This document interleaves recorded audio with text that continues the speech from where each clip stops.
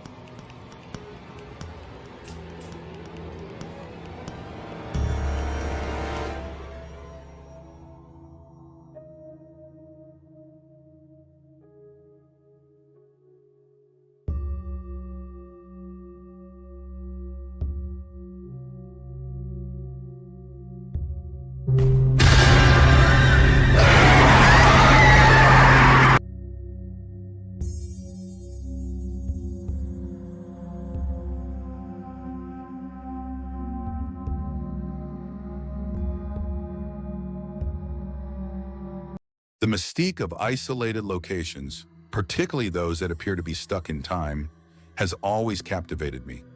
Consider an OXXO on a lonely road where the sense of isolation and quiet is so strong that it permeates every nook and cranny.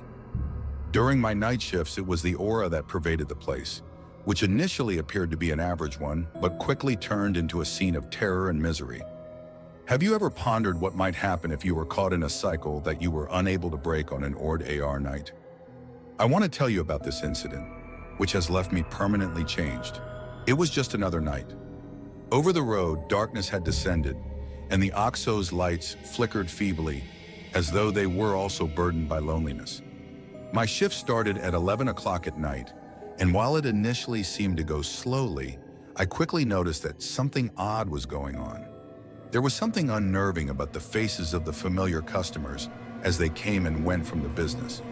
Their skin grew paler, and their eyes more sunken each time they came back. They purchased the identical items: a bag of chips, a bottle of water, and a pack of gum. They seemed to be caught in a never-ending cycle, and worse, they didn't appear to notice it during a brief period of interest. I made the decision to look at the security cameras. Even though the tapes showed patrons making their way to the door, they never did, and what I witnessed made my blood run cold. The OXXO seemed to have turned into a jail for them. When I discovered that the cash register's digital clock consistently displayed 3:33 a.m., the scenario grew even more bizarre. I kept seeing the same hour on the clock, glowing menacingly as the night drew on, regardless of how much time had gone. The buzzing sound coming from the refrigerators got louder, a sound that echoed like a spooky echo in my mind. The items on the shelf appeared to be moving on their own, a bottle of soda here, a bag of chips there. I tried to tell myself that it was all in my head because of the cumulative weariness, but I was unable to resist the mounting feeling of dread that overcame me one especially gloomy night. One last customer came into the store just before dawn. The thought of him walking toward the cash counter made me shiver. I froze when I looked up to serve him. I was the one who did it, or rather him. His smile was strange and his face was distorted, as though he were making fun of me in the mirror. In that moment, I realized the terrible reality. I had been dead since my first shift, and the OXXO was more than just a store. It was a limbo where nighttime patrons were caught in an endless loop. As I struggled to comprehend what was occurring, I was overcome with terror. I attempted to scream but was unable to do so. It seemed as though my humanity had disappeared along with my voice. With that lost and vacant expression in his eyes, I saw the customer go through the same routine again, purchasing the same goods. As daylight started to flood the room, I came to the realization that we were all prisoners here, destined to repeat this night indefinitely till daybreak. Through the OXXO's windows, I experienced a mixture of hope and despair. Maybe at dawn I could break free from this hellish cycle and free those trapped here with me. But when the light finally came on, something remarkable occurred. The OXXO started to fade before my eyes. The shelves collapsed and the products vanished one by one until there was nothing left but an empty lot in front of me. In that last instant, something on the ground caught my attention. An old yellowed newspaper that reported on a deadly robbery that had taken place in a convenience store decades prior. This realization struck me like a cold wave. Everything I had experienced had been a rerun of the terrible past that had ensnared so many lost souls within the OXXO. I felt as though I was being reborn after spending so much time in the dark when I woke up in the midst of a field with the sun beaming brightly overhead. I sat up and tried to recall how I had arrived, but everything felt hazy, as though I had been in a deep slumber and had just woken up. I glanced around, hoping to see a recognizable sign, but all I saw was solitude and silence. I made the decision to stroll down the street in search of some hint as to what had transpired. My mind was racing with questions as I went along. Was it all real? Was I indeed stuck in that OXXO? I had an odd mixture of relief and worry with every stride. With each step, I moved farther away from the place where I had spent so many frightful nights, but I also got closer to not knowing what the future held. I eventually came upon a tiny town along the side of the road where I made the decision to pause, take a break, and consider what had happened before going inside a cafe. As though I were a stranger, or maybe someone lost in my own world, I observed how interested looks were directed at me. While sipping my coffee, I tried to unwind and watch Lel's conversation and the 8L among themselves. But something kept bothering me. That nagging sense that I was being watched. That unnerving thought that maybe I wasn't as free as I thought. Even though I didn't think anyone would comprehend, I made the decision to tell the owner what had happened. As she listened carefully to my account, her look gradually changed from one of disbelief to one of intense concern. Her expression was one of horror mixed with compassion as she told me about the old tales of that OXXO where many people had vanished. I felt a spark kindled by that revelation in Without a Trace, where it was stated that lost spirits still traveled in search of liberation. I knew that I couldn't just leave my past behind. I had to go back to the OXXO, face my fears, and free those who were stuck with me. So, armed with resolve and an ardent desire to end this never-ending cycle, I decided to set out again on that path toward the unknown. When I finally arrived at the location, it was just an empty lot covered in weeds. But I knew deep down that there was something more profound there, something hidden beneath its surface. So I dug with my hands, feeling each grain of dirt fall between my fingers, until I found something hard and cold. When the old rust-covered metal box was opened, it revealed old letters, photos, and lost memories of the people who were stuck in OXXO's limbo. As I looked over those items, I realized that each one symbolized a life lost. Each recollection included bits and pieces of shortened stories, so I made the decision to pay tribute to them by telling their stories to anyone who might come across them, talking about them, and giving them a voice.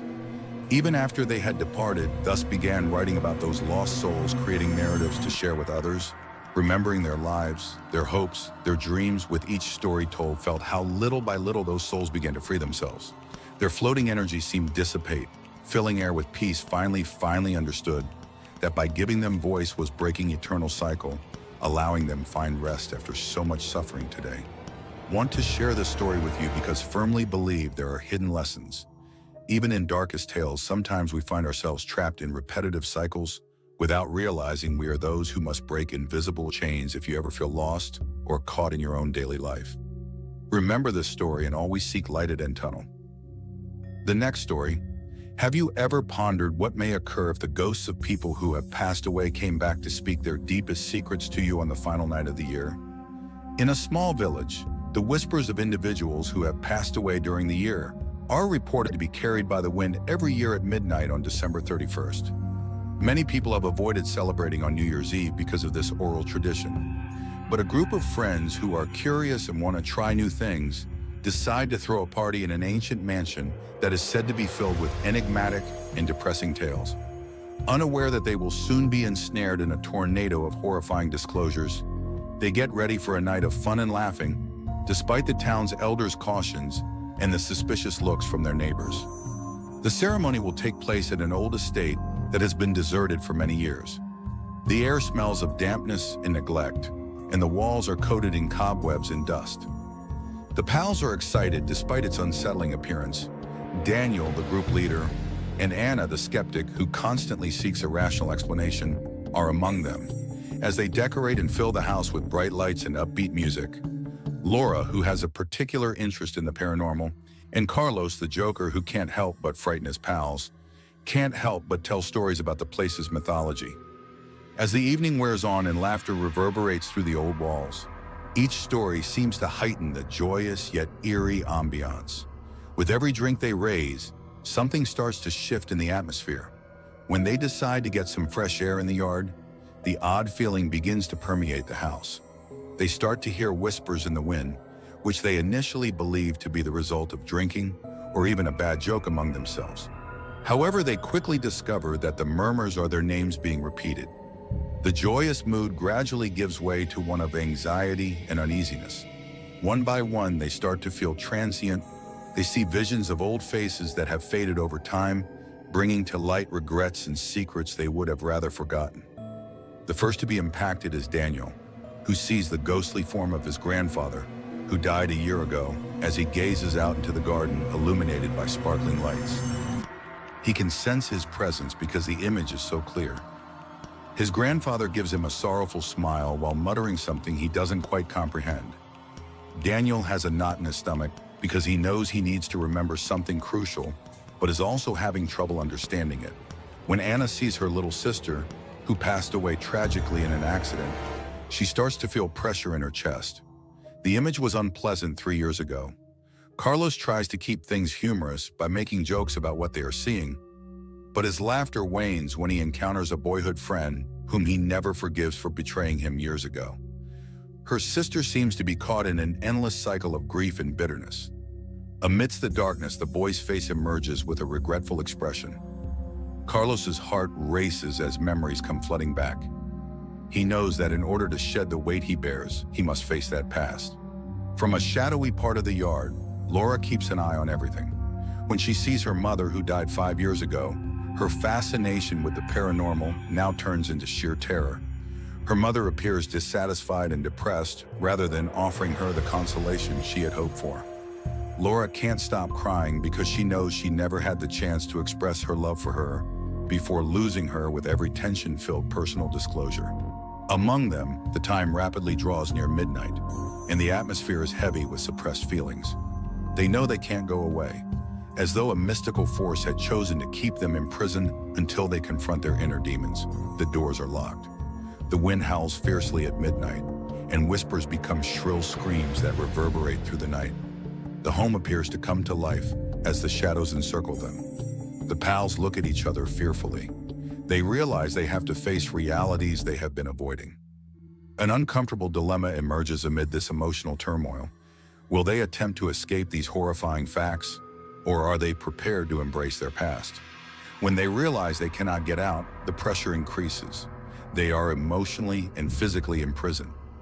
Each person is drawn into repeating significant events from their past, such as a broken friendship, a lost love, or unmet commitments. The atmosphere turns suffocating, and it feels like there are unseen eyes judging them from every corner of the home. Daniel chooses to speak up at that crucial point and share his deepest fear, that he left someone he truly loved without acknowledging their significance before they were lost forever. The group's confessions follow this act of bravery.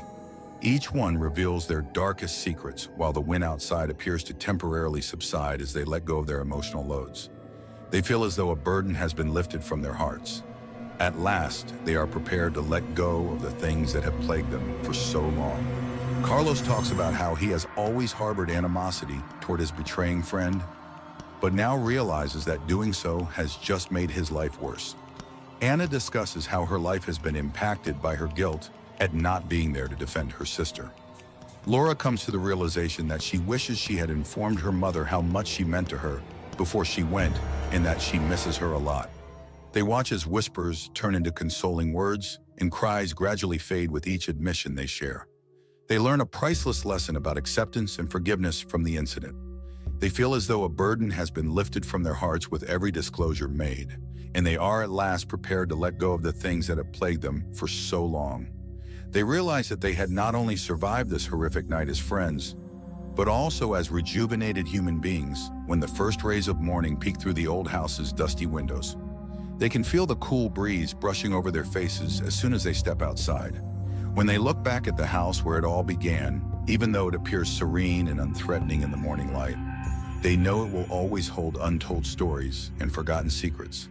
It's as though the wind itself is thanking them for listening to those final whispers of the year. This terrifying yet transforming experience comes to an end as dawn nervous laughter fills the air. But there are also deep glances filled with mutual understanding. They have faced their deepest fears and found solace in their human connections.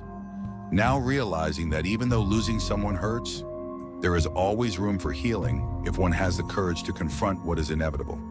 Please remember to face your fears and seek redemption before it's too late if you ever find yourself in a similar situation where ghosts from the past come back to haunt you. If you like this story or have experienced anything similar, please leave a like and comment below. Your support is crucial to us continuing to create stories like this.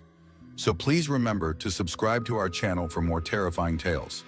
See you in our upcoming story, where we'll delve into more secrets concealed in the shadows.